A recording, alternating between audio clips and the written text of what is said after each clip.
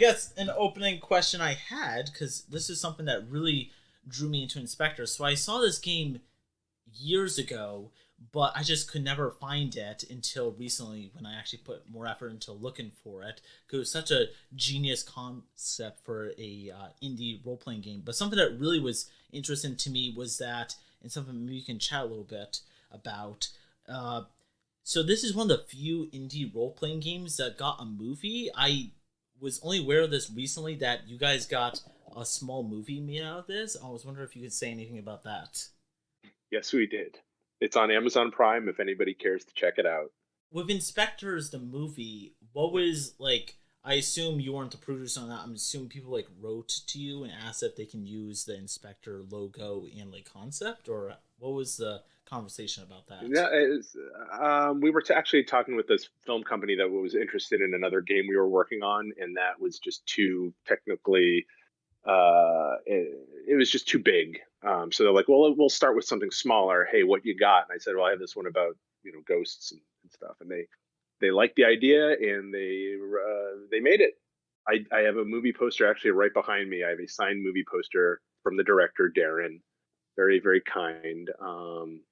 Yeah, it's fun. It's check that off the list.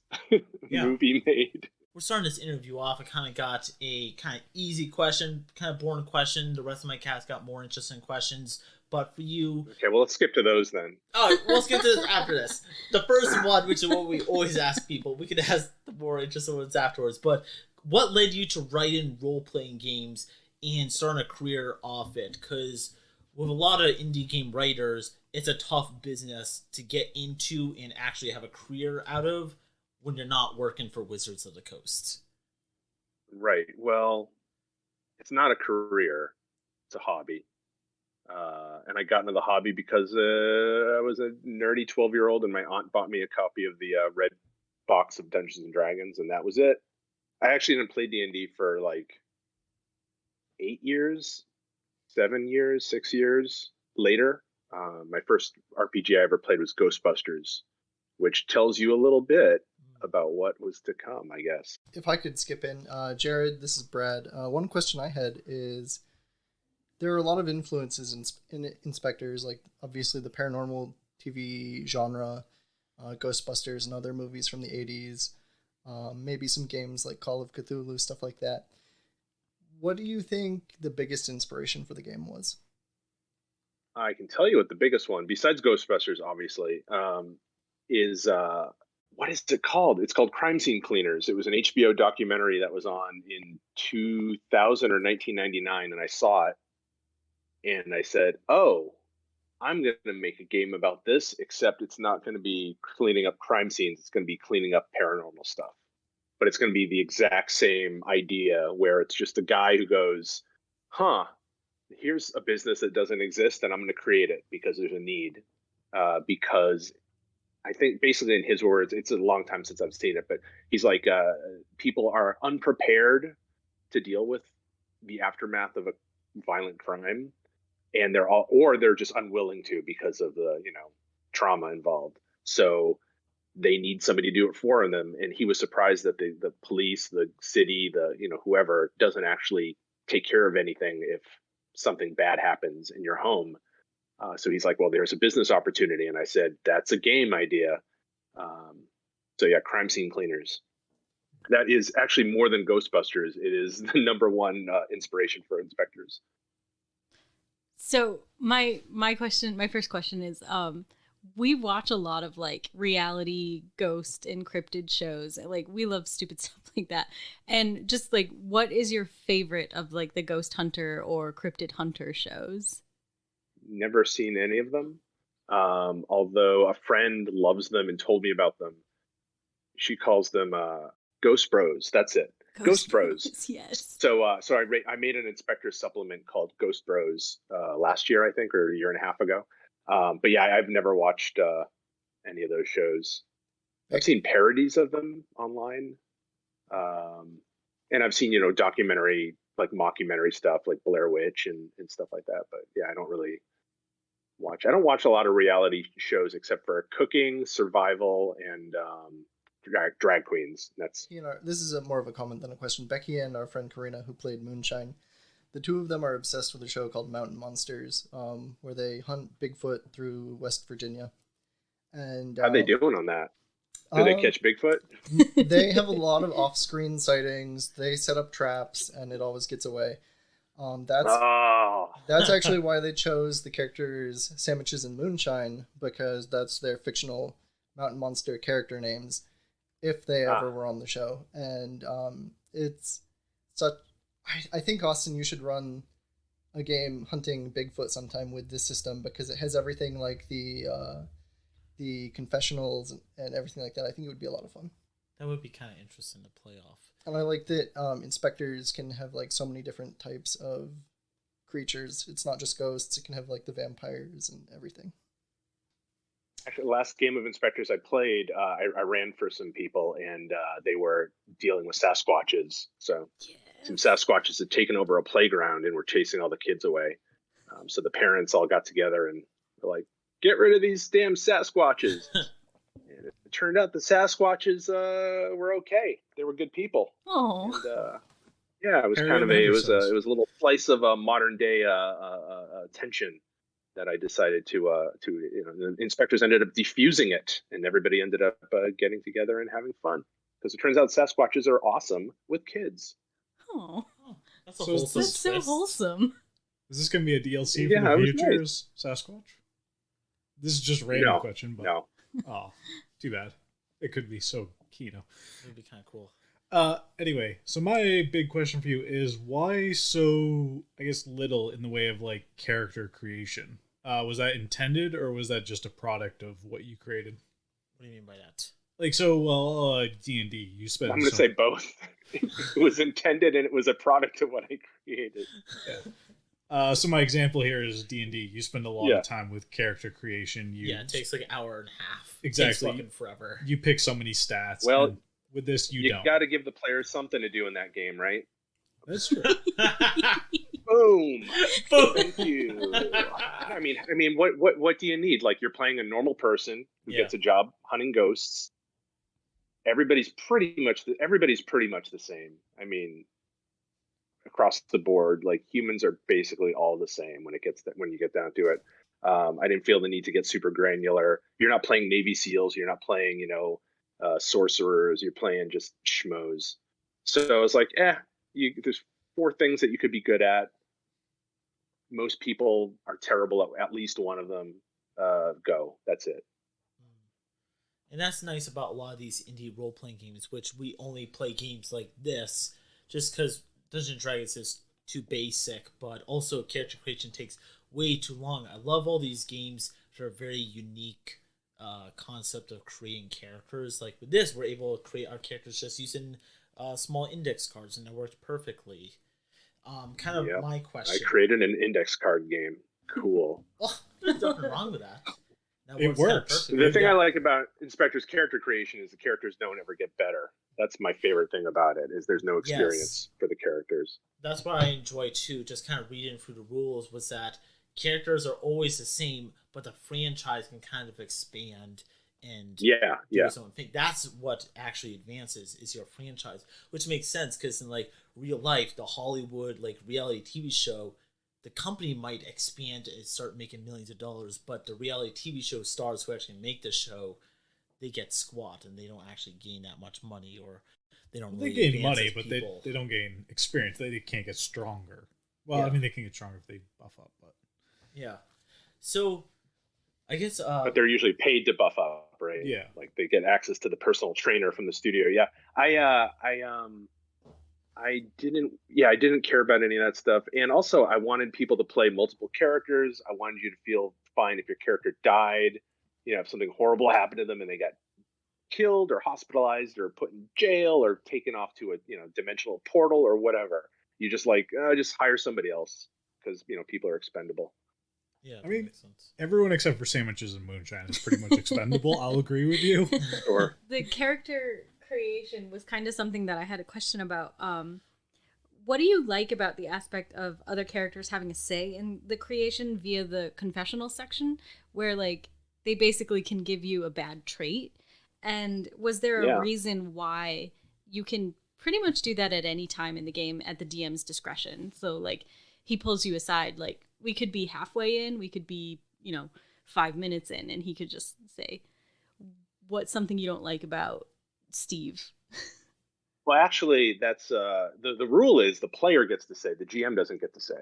The player gets to say, "Hey, I want to take a confessional right now." And sometimes in my games, I don't even have the players say that. They just sit in this. I just have one chair that's empty, and if anybody sits in it, that means they're in front of the camera talking.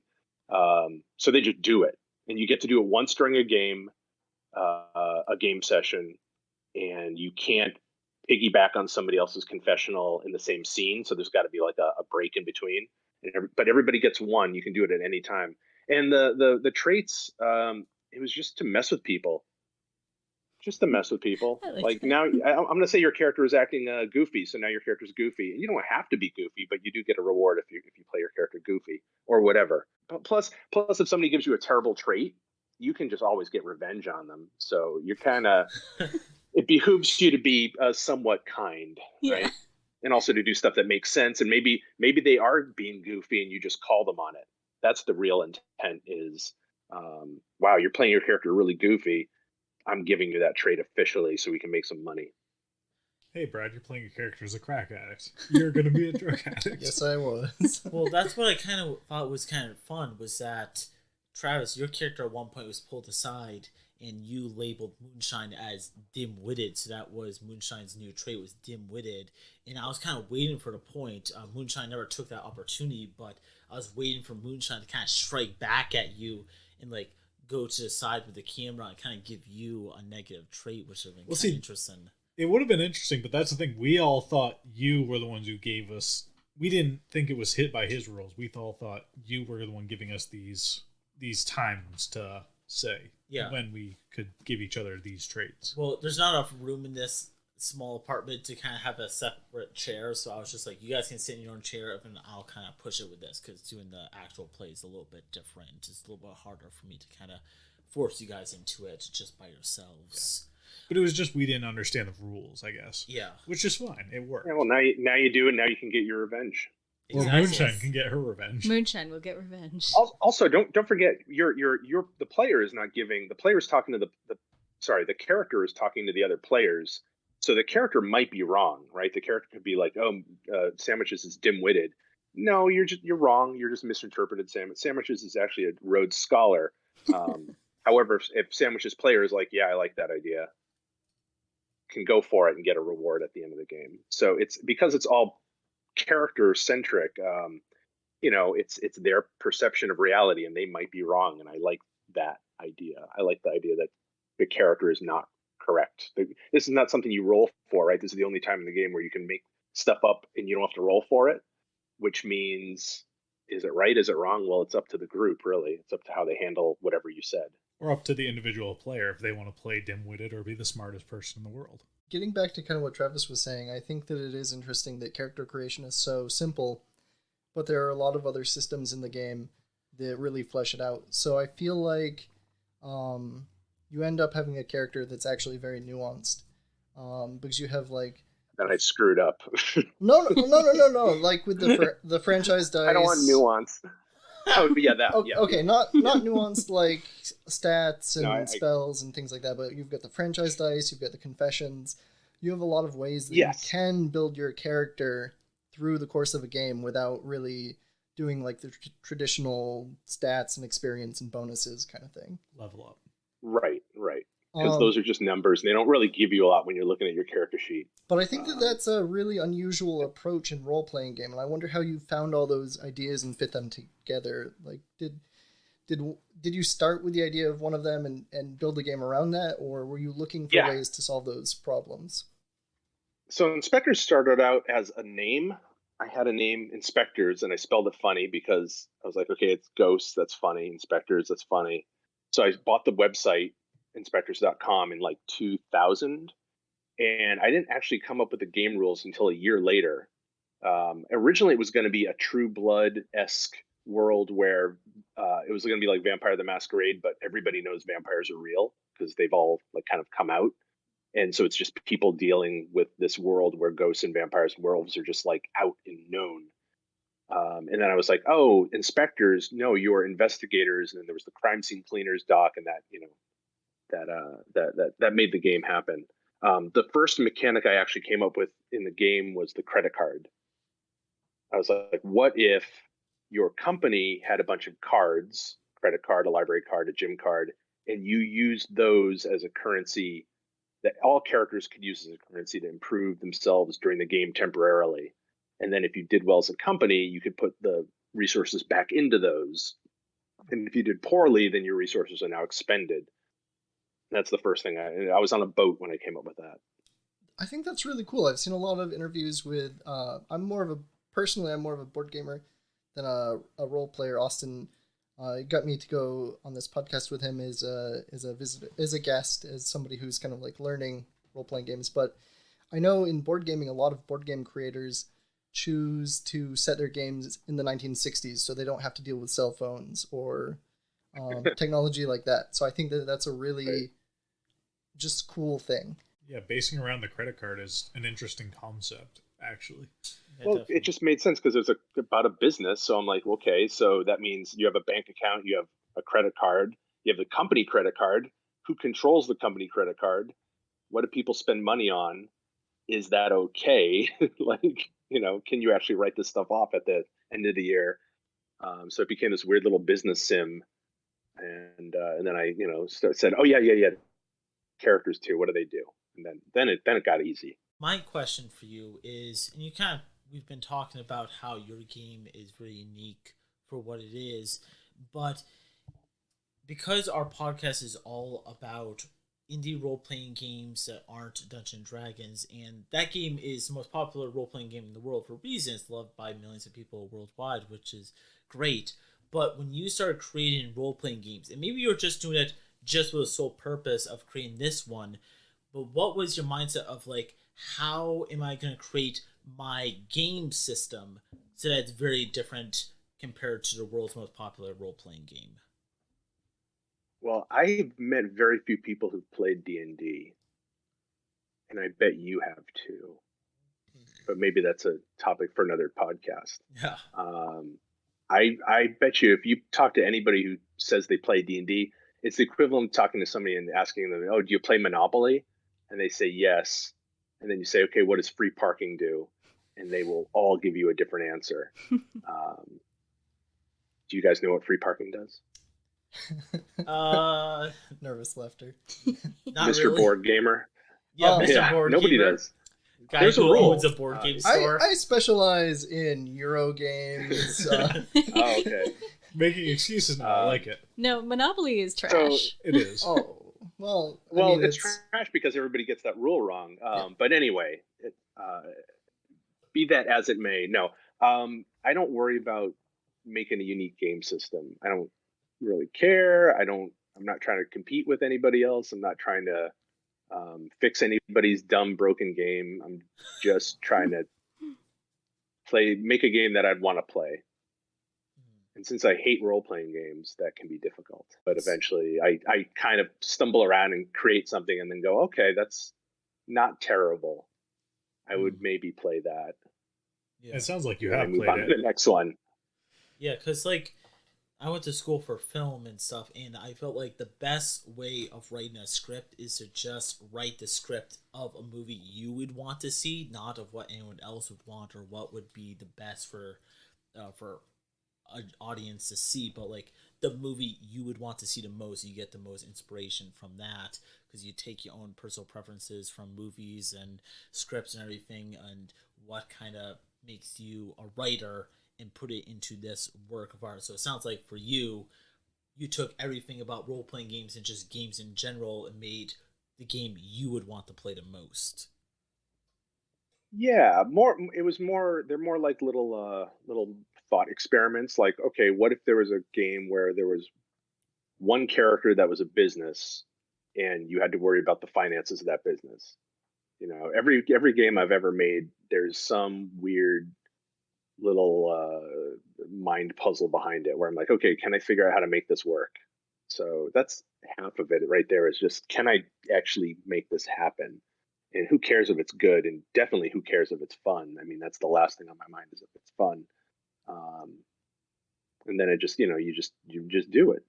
Because why am I going to write something that I wouldn't like? Like I try to write a game about anthropomorphic characters, like cats and dogs who were like gang members in the 1950s, and it was going to be a musical. And I was like, this sucks. I hate this. I would never want to play this. Why am I writing this? Ugh, It's a little gross. bit like See Dracula. Like, I don't even, I'm not an Iron Claw fan. Why am I doing this? So I just I still have the notes somewhere. It's called Hep Cats and Hell Kittens, I think. That would be kind of terrible. Cool. I don't know. Beautiful It sounds kind of name. interesting. I don't know. I feel like I would play it. Yeah. It was basically like Cats meets West Side Story. And I have no interest in either of those things. That's fair. So yeah, it's like, this is stupid. I'm giving up. My last question, I guess, would be about, the monster selection. And so it doesn't seem like there's one apart from ghost apparitions and stuff. Was it intended to be open-ended, or was it always supposed to be ghost? Because it sounds like you can add anything: vampires, Sasquatch. Well, if you read the werewolves. back of the book, it tells you exactly what could be in the game. Tons of different characters in the game. There's actually, you can play monsters in the game. They're called weird agents. Okay. And one of the most, I would say, arguably the most famous Inspectors game of all time was done by my friend who published it in Germany. And it was such a famous game. We did it at a convention. There were like sequels to it, and he eventually, when he did the German version, he put artwork referencing the game. But the big bad was a giant clam. That's amazing. I don't know. That's just how it turned out. There was a giant clam, and that was the big bad guy. It was in like Lake Chicago. So you can do anything. If it's weird, the inspectors are going to get called in to deal with it, even if they're completely over their head. In fact, that's usually the best kind of game, is if they can, they're ghost experts and they get called in. There's a mummy, but we really specialize in ghosts. Yeah, but it's a mummy. You're the Doctor Strange does not exist in this world, so you're the best that we got. So go for it. So And maybe it's not a mummy. Who knows? Maybe it's a Sasquatch who's just been in a car accident. We don't know. So it sounds like that was the intended role, was create any monster you want, be any monster you want if you want to play as a monster, and just have fun. Yeah. I don't really care, as long as there's only one monster character. That's one of the rules. Okay. There can only be one monster character. I call it it's the Mr. Spock rule, right? If everybody on the Enterprise is an alien, then who cares, right? But if Mr. Spock is like the one alien, so every time Mr. Spock says something, it's either a comment on how he views humans or how humans view him. Same thing with the weird agents. Also, there's a rule in the game where weird agents actually can't get anything done. They have the best stats in the game, but they can't actually accomplish the mission. It's impossible because they don't earn franchise dice. I want you guys all to play as humans, but like Jared was saying, there is a really cool section at the end to the book where you can play as weird agents, be it vampires, ghosts, or whatnot, zombies, but there can only be one per group. Yep. Which is, I was thinking, I was like, okay, this session we're just going to have humans, and at the end, if we want to do a sequel in the future, we can open it up to one weird agent. Maybe if someone dies off screen, maybe Sandwiches dies. Oh, Sandwiches can't didn't die. No, that's Steve OD'd. Steve Steve OD. ODs. That's absolutely correct. Then we bring him back as Steve, the meth addicted ghost. That would be kind of cool. Or zombie. Or zombie, yeah. We missed him so much, we brought him back from the dead. A Frankenstein's monster. And then we just fed him meth to keep him going. That's In what feels so- the movie, my favorite thing about the movie is the weird agent is a toaster. Hells yeah. It's a toaster possessed by the spirit of like a World War II flying ace or something from Britain, like an RAF pilot. Yeah. So Austin, That's Pretty Nice. inspired. Austin was mentioning earlier that he has another podcast called Trash Talk Podcast where they watch movies, review comic books. Austin, can we watch the movie tonight? And Yeah. then like Oh, I don't recommend. Oh no. Oh, no. If you don't recommend it, we watch it. Hands down. Oh no. Okay. And then we'll review it on Trash Talk Podcast as a group. Or we can review it as part of the Beer and Pretzel Podcast, the first movie feed, because this is the only movie review we can make out of an indie game, because there's no other movies from indie games. That's true. But yeah, doing some research into Inspectres movie, it is a very indie movie that they had a very small budget to work with, from what I know. It was a very small budget, and they did a lot with it. They had some great cameras. The director had some great shots in it. There's a cameo by a famous game designer who is not me. You didn't have a cameo in your own movie? No, they asked if I want. I was like, no, thank you. That's the move. The book is actually in it. The book is in it, which is funny. They used the cool. book as like the actual handbook of the business. Yeah. It's it was a fun project to be part of. I'm glad it exists.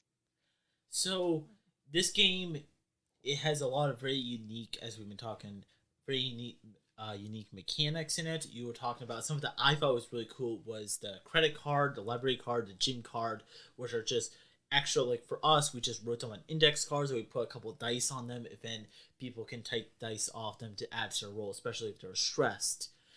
Yep. I guess outside of that, what is your favorite, if you can narrow it down to just a single mechanic or just a single idea you had for this game that you are most proud of? Probably the confessionals. I really like the confessionals. I like the idea of, because the players have a lot of sway in the game. If you roll, 4 or higher, you get to say what happens. So that, that's a lot of freedom for players that normally they don't have in a game. But the confessional is complete freedom. Like they can, short of, there's a couple things you can't do. But short of that, you can just say what happens. And also you're not just you're not saying it to the characters, you're saying it in character to the other players. So it's one of the few role-playing games where your characters can talk to the players, which is real weird if you think about it. Then you can do all sorts of stuff with time. You can do, you can hint at stuff that hasn't happened yet in the game, but has happened to the player, but has happened to the character in their past. You can talk about stuff that happened off screen that was never brought up, but now you want to like establish something in the continuity. Lots of stuff. You can reference sessions that you never even played. So something I thought was kind of perfect was, and I don't know if this is for like every game of Inspectres, but our game wrapped up perfectly. Like we had the perfect amount of points to get where we needed to get. And so I was wondering like how much playtesting went into this, because like we really wrapped up in like perfect timing. Like we found all the clues we needed, we found all the dead celebrities, and we figured out it was Marky Mark who was murdering everybody. It was a really tight experience. It was really tight. It's the game equivalent of cold reading. I don't know if you know what that is. Ironically, or coincidentally, it's cold reading is a technique you use to talk to dead people in real life, and it's actually just a trick. It's a mental trick where you just start saying things like, "Oh, you have a person in your family died. They were very old. Their name begins with I'm seeing a K or an M or an L," and eventually you just keep saying letters until they go, "Yeah, my grandmother died. She was very old, and her name was Martha." You're like, "Oh yeah, and she was she loved you very much, and she was married." And they're like, "Oh yeah, she was married." Yeah, and her husband's dead. Her husband did die. It's just like, well, yeah, like all this stuff is just kind of logically gonna make sense. Inspectres is the same way. You kind of, because the players are coming up with the clues and then solving them, and your success with the mission, the more success you have with the mission, the more control you have. The players are naturally wrap stuff up when it feels right. That's just how it happens. That's just the math of it. It's not even a playtesting thing. It's just kind of, it just made sense to me. If the players are having fun, they're going to continue, even if they achieve their goal of the franchise dice. Like they need 15 franchise dice and they get 15. If they're having fun, they're gonna just keep playing. But if they're like, okay, we made our goal, that was the final thing we needed, and maybe there's a little denouement where they put a bow on it, but it kind of paces itself. I really like pacing in games. I did another game called Lacuna that uses your heart rate as a pacing mechanic, and the more trouble you get, and the faster your character's heart rate gets. Similar thing. It's just to control the flow of the game. I hate long RPG sessions. It's usually a lot of wasted time. So I want to get to the good stuff, and then when it's been good, end it there and leave them wanting more. So that makes sense. A lot of game sessions are like, we're going to play and we're going to play and we're going to play, and this game really should have wrapped up 4 hours ago, but well, we're not done yet because we haven't played for our requisite 8 hours. Yep. And it's just just lame. Just end it. You can play again. You come back next week. There seem to be a lot of bits of the game that contribute to that kind of cold reading aspect. Like there's also like the adversarial roles where the players have a lot more freedom to narrate what's happening in the game, like you mentioned earlier. Becky has tried writing murder mysteries before, just as like group activities, and some of them have been very successful, and some of them have either been way too hard or way too easy. The fact that the players can come up with clues that the game master didn't design in Inspectors, the confessionals, it's amazing how it all just works together. And I understand that like that's the point of making a game, is like making everything work together. Austin already asked you if there was something in the game that you were proudest of, but was there anything in the game that was like a major epiphany, like something that you were hung up on and then you just had like an aha moment? No, it all happened pretty quickly.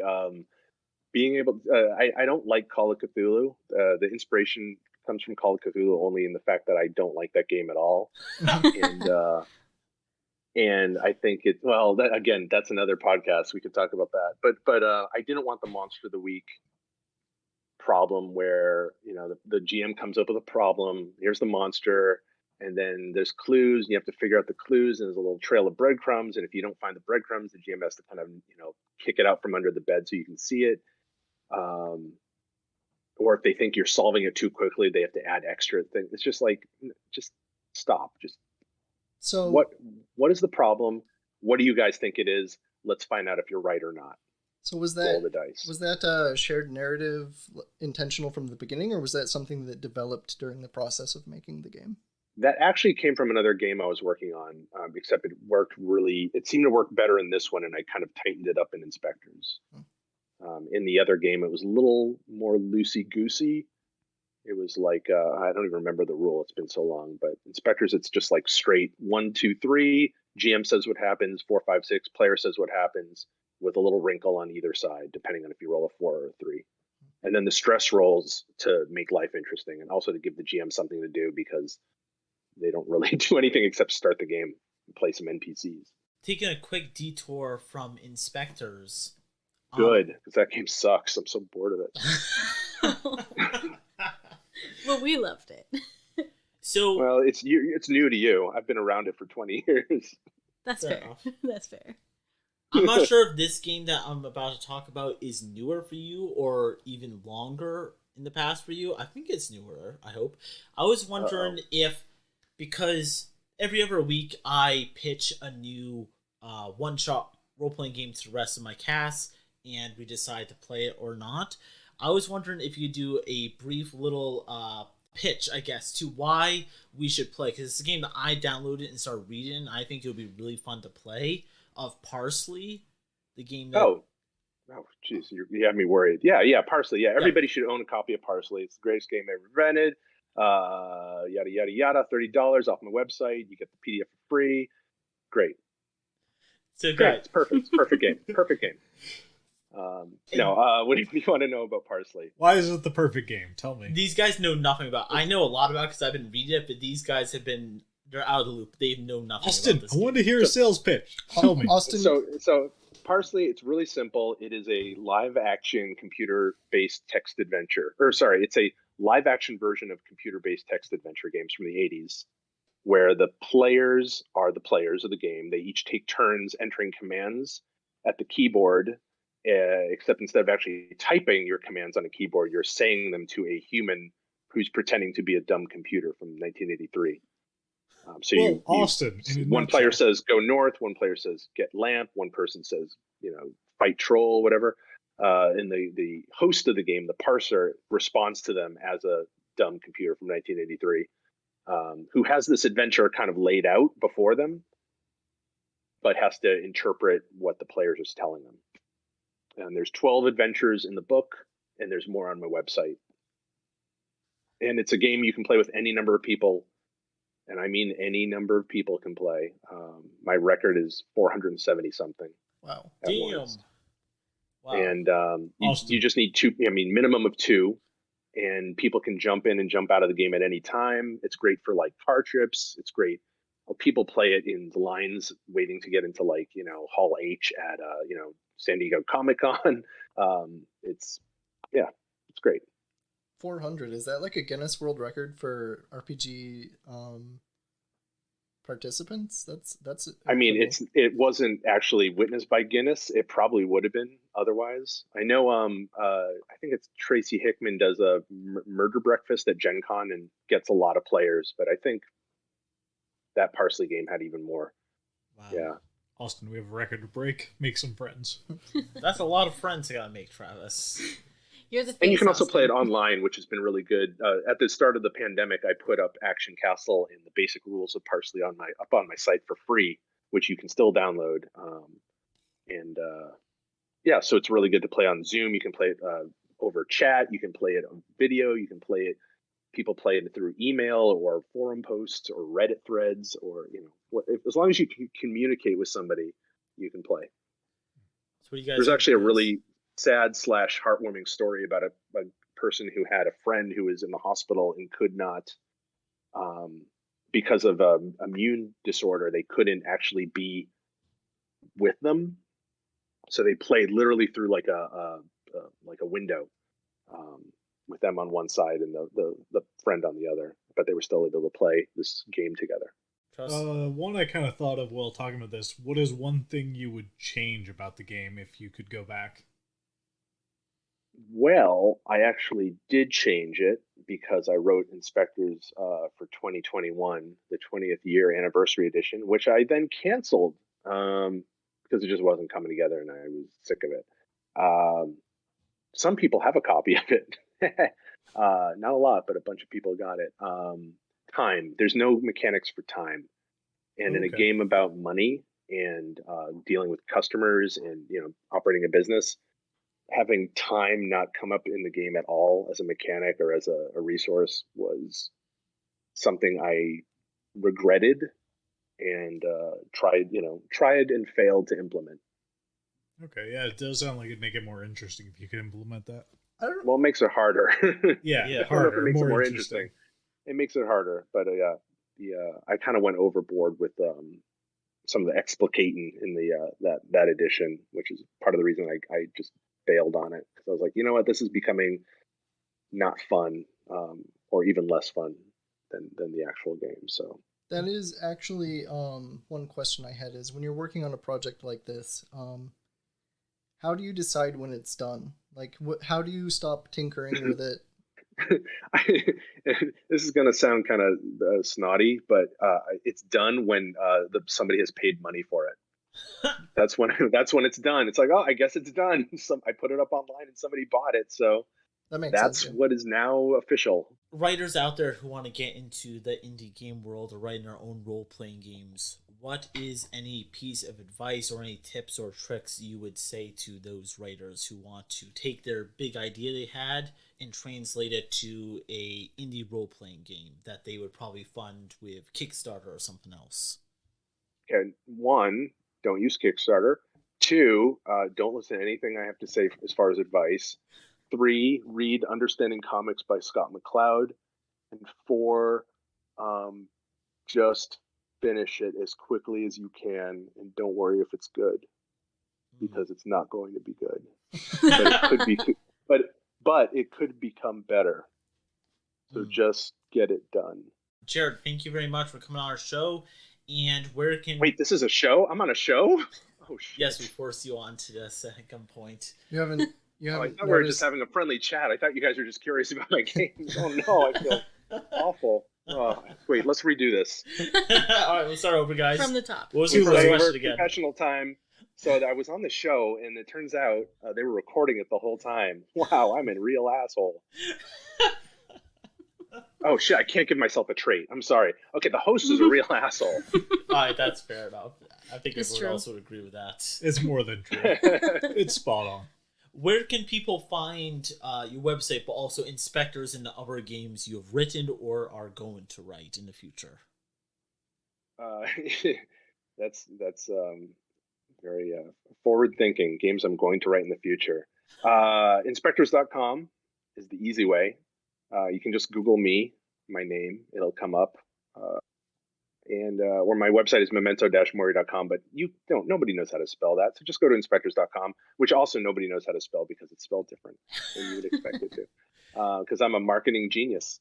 But just, Google me, or I'm sure you're going to give people a link in the show notes. Just click the link. Just click the link. All right, guys. It's probably going to be right. Unless I misspell it, but yes. It's like just eventually, if you care enough to find me, you will. And that goes for the police as well. And do you have any games in the future you're working on, or are you kind of just chilling at the moment? Yes. All right, awesome. And any little teaser for those games? Join my Patreon and you can read the whole damn thing. Austin, spend your money. Let's find this out. Exactly. All right, so people spend your money. The game will be done. Also, on my Patreon, I post a lot of weird shit. I just posted a game I did over the weekend last month about masquerading as aliens living in small town America.